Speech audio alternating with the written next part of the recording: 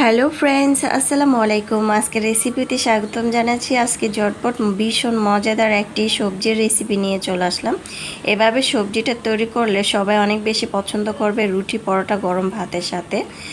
এই তো রেসিপি শুরু করছি। প্রথমে একটি প্যানের মধ্যে আস্ত জিরা দিয়েছি হাফ চামচ। তারপর আমি এখানে পেঁয়াজ কুচি দিয়ে দিলাম 2টির মতো, 4টি কাঁচামরিচ মাঝখান থেকে কেটে দিয়ে দিলাম। এগুলো একটু ভাজা হলে তারপর আমি এখানে দিয়ে দিচ্ছি আদা আর রসুন। তারপরে একটি তেজপাতা ভালোভাবে ধুয়ে পরিষ্কার করে ছিঁড়ে দিয়েছি, আর হাফ চামচ করে আদা আর রসুন দিয়ে দিলাম।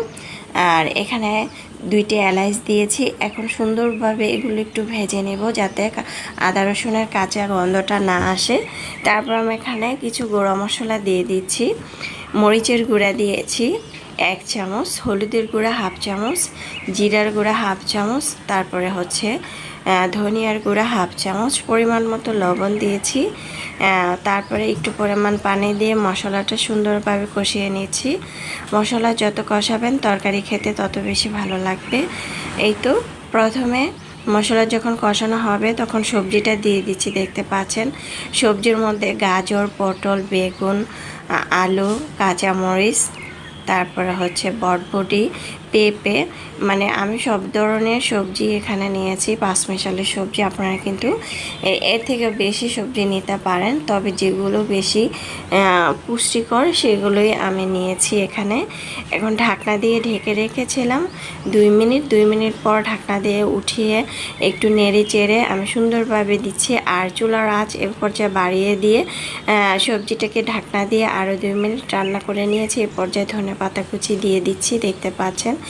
দিয়ে তারপরে কিন্তু আমি উঠিয়ে নেব, দেখতে পাচ্ছেন। এখন আমি একটি বাটিতে পরিবেশন করে নিচ্ছি। মাশাল্লাহ, দেখতে যেমন সুন্দর হয়েছে, খেতেও কিন্তু আলহামদুলিল্লাহ।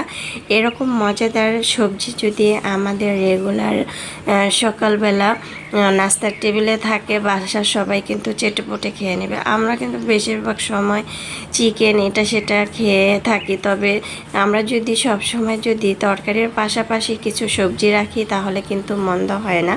বাচ্চা থেকে বড় সবাই অনেক বেশি পছন্দ করবে। আর সবজির মধ্যে তো প্রচুর পরিমাণ পুষ্টি থাকে, তাই আমরা সব সময় রেগুলার যদি একটু সবজি খেয়ে থাকি তাহলে কিন্তু আমাদের শরীরে কোনো পরিমাণ রোগ হবে না। যাই হোক, টিপসগুলো যারা নতুন রাঁধুনি তাদেরকে অবশ্যই কাজে লাগবে তাদের। আশা করছি আমার আজকের রেসিপিটি আপনাদের ভালো লেগেছে। ভালো লাগলে অবশ্যই চ্যানেলটা সাবস্ক্রাইব করে লাইক দিয়ে পাশে থাকবেন। দর্শক, বেশি বেশি ভালো থাকবেন, খাবার কখনো অপচয় করবেন না। আমরা চাইলে কিন্তু এই মজাদার সবজিটা তৈরি করে খেতে পারি এক এক দিন এক এক রকম করে।